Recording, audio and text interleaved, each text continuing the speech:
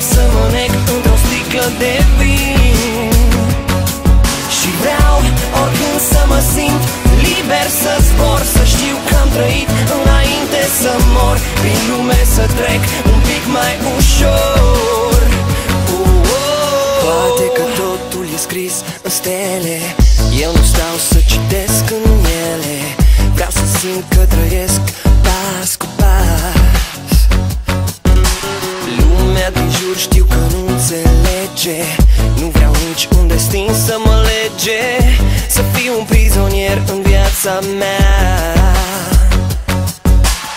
Oricât mi-ar fi de greu, vreau să visez, că din probleme pot să evadez și liber să trăiesc.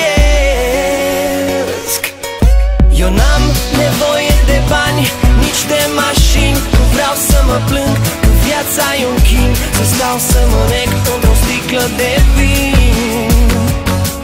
Și vreau oricând să mă simt liber, să zbor, să știu că am trăit înainte să mor, prin lume să trec un pic mai ușor.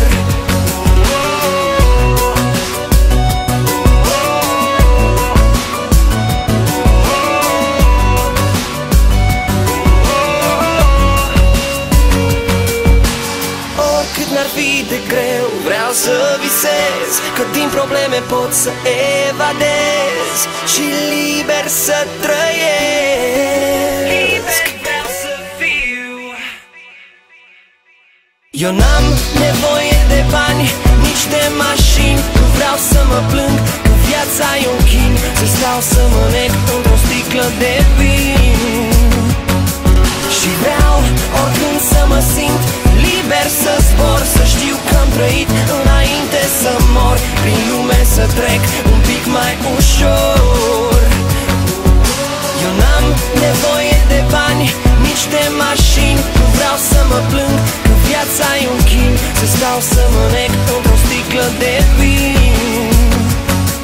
Și vreau oricând să mă simt liber, să zbor, să știu că am trăit înainte să mor, prin lume să trec un pic mai ușor.